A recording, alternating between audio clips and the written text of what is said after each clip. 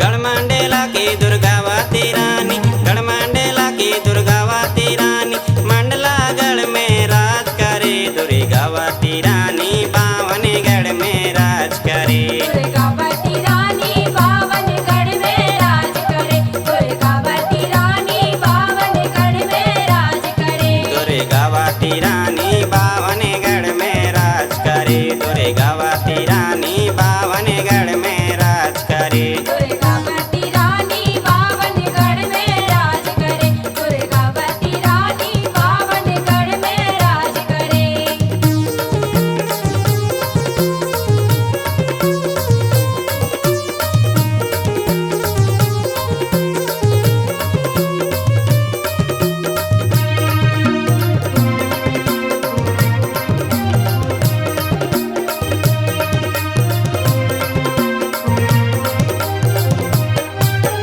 कड़ी तपस्या मेहनत करके, कड़ी तपस्या मेहनत करके जीवन अपना सफल करे, दुर्गावती रानी बावनगढ़ में राज करे, दुर्गावती रानी बावनगढ़ में राज करे। दुर्गावती रानी बावनगढ़ में राज करे, दुर्गावती रानी बावनगढ़ में राज करे।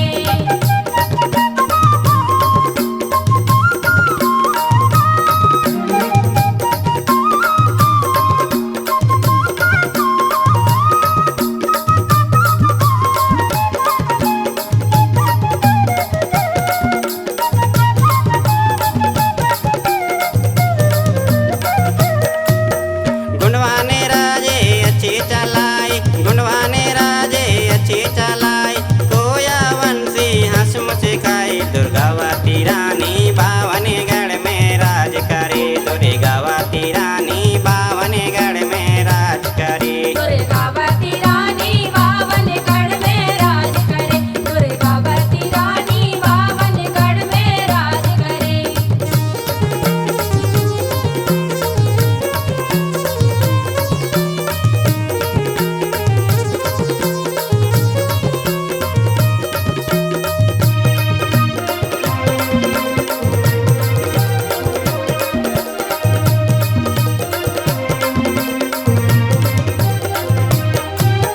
मन मन के तलवार चलाई, मन मन के तलवार चलाई, मुगलों पे वार करे, दुर्गावती रानी बावनगढ़ में राज करे, दुर्गावती रानी बावनगढ़ में राज करे। दुर्गावती रानी बावनगढ़ में राज करे, दुर्गावती रानी बावनगढ़ में राज करे।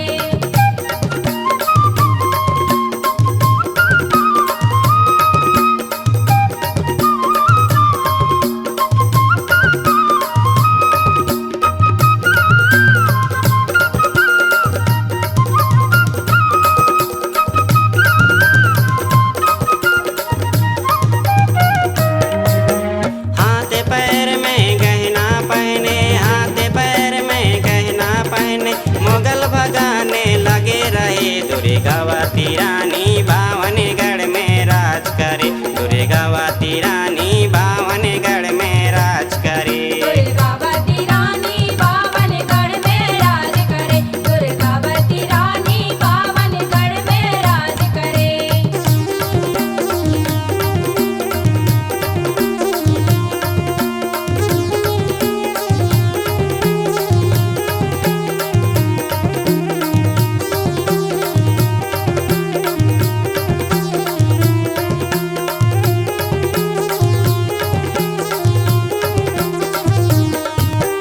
सेना से लड़ते लड़ते, सेना से लड़ते लड़ते, हाथी पे मुत खाती रही, दुर्गावती रानी बावनगढ़ में राज करे, दुर्गावती रानी बावनगढ़ में राज करे। दुर्गावती रानी बावनगढ़ में राज करे, दुर्गावती रानी बावनगढ़ में राज करे। दुर्गावती रानी बावनगढ़ में दुर्गावती